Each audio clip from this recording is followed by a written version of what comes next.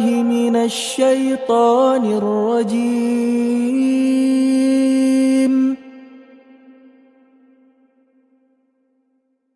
بسم الله الرحمن الرحيم.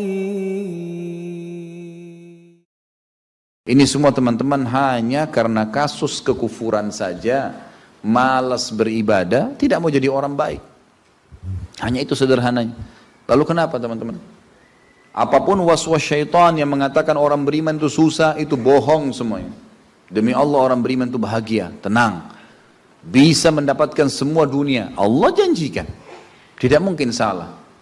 Kita melihat orang-orang yang tinggal di Timur Tengah, Allah berikan kekayaan. Banyak orang di Indonesia juga, orang di Asia Tenggara yang memang beriman sama Allah banyak. Saya berjalan dengan orang-orang yang pergi umroh, pergi haji, banyak orang mampu. Banyak orang mampu dan mereka hidup bahagia, bisa. Ya. Jadi bukan berarti kalau kita lagi sulit kemudian kita menganggap oh ini berarti saya disiksa sama Allah atau memang hukuman, tidak. Antum harus berubah, kata Allah SWT, innallaha la yughayyiru ma biqaumin hatta yughayyiru ma bi anfusihim. Allah tidak akan mengubah nasib satu kaum sampai mereka mengubah nasibnya.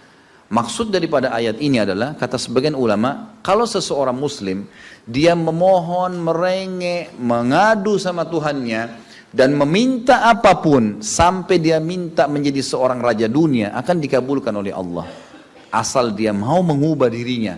Lalu Allah akan bukakan kepadanya peluang-peluang untuk mencapai apa yang sedang dia minta itu. Dan Allah sebaliknya akan mencukupkan kebutuhan seorang hamba kalau dia mengatakan cukuplah saya begini. Misal ada orang bekerja, dia dikasih sama Allah gaji, dia dapat gaji 2 juta, dimudahkan dia diterima kerja seterusnya. Lalu dia mengatakan cukuplah seperti ini. Keluarga saya biayai 1,5 juta, sudah cukup, alhamdulillah. Udah, nggak masalah. Allah cukupkan dia dengan itu. Tapi kalau ada orang tamak dengan rahmat Allah, enggak, saya mau begini, saya mau begitu, saya mau berusaha, lalu merengek minta kepada Allah, Allah akan kasih, tapi prosesnya ada. Karena kita di dunia ada proses. Makanya Umar bin Abdul Aziz rahimahullah mengatakan, sungguh saya ini memiliki pribadi yang tumuh. Tumuh itu orang yang selalu antusias mendapatkan yang terbaik. Beliau waktu jadi masyarakat biasa, beliau minta kepada Allah agar menjadi gubernur Madinah. Dan beliau mengatakan terus saya menggencot doa itu setiap malam sampai Allah kabulkan saya jadi gubernur Madinah. Gitu kan. Kemudian setelah itu saya memiliki antusias yang lebih besar untuk menjadi khalifah. Dan terus saya berdoa sampai Allah nobatkan jadi khalifah. Padahal Umar bin Abdul Aziz tidak bisa jadi khalifah pada saat itu kalau sesuai dengan jalur keturunan. Semestinya ada orang lain. Dia memang keturunan Bani Umayyah, tapi bukan dia semestinya pada saat itu menggantikan khalifah. Tapi subhanallah sebelum meninggal khalifah sebelumnya menulis surat bahwasanya yang datang setelah saya adalah Umar bin Abdul Aziz, padahal bukan dia. Makanya setelah Umar bin Abdul Aziz meninggal kembali kepada keturunan raja yang pertama. Tapi Allah selipkan dia menjadi khalifah di situ. Dan dia mengatakan saya mendapatkan semua apa yang saya inginkan dengan tumuh saya, dengan antusias saya yang besar, dan saya mohon kepada Tuhan saya sampai Allah kasih.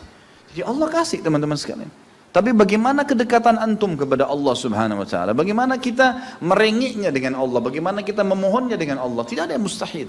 Coba terus minta sampai Allah kasih. Karena setiap seseorang hamba mengucapkan Rabbana atau Allahumma, atau kita mengatakan dalam maksudnya ya Allah, wahai Tuhanku. Begitu kita mulai memohon, itu sudah ada garis startnya ucapan kita. Ada garis finishnya. Tinggal antum sabar sampai garis finish enggak? Banyak orang berdoa baru pertengahan sudah berhenti dengan alasan Allah belum kasih. Allah mau lihat ini orang benar nggak, serius nggak? Sama rasionalnya gini, kalau kita kuliah, begitu kita sudah daftar kuliah, sudah ada kan prediksi kita 4 tahun tamat S1 kan? Oh iya semester 1, semester 2, semester 3, sampai semester 8 misalnya.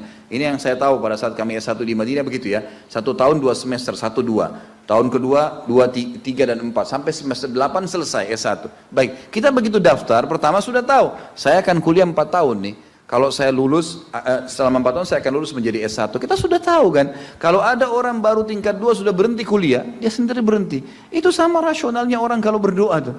Kalau merengek sama Allah. Sabar sampai titik klimaksnya, kita akan dapat ijazahnya, kita akan dapat apa yang kita inginkan, gitu kan?